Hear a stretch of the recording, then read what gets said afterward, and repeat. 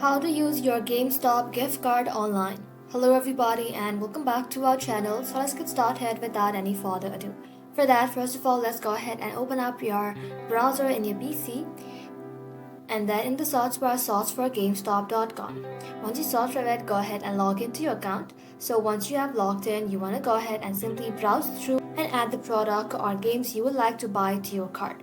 In my case, I have already added an item to my cart, so let's go ahead and simply tap on cart right over here and proceed to checkout. So let's go ahead and tap on proceed to checkout right over here. And if you're buying a physical product, you'll need to enter your delivery details. But if it's a digital product, you'll move straight to the payment option. Inside here, you'll then be able to find an option that says add gift card or trade-in credit. You want to go ahead and simply tap onto it. And here you want to go ahead and enter the gift card number. Also type in the PIN. Once everything is done, simply tap and apply, and the value of gift card will be applied to your order, and then you are good to go. And that's it guys, you have successfully used your GameStop gift card online. Thank you all for watching the video till the very end, and stay tuned until our next upload.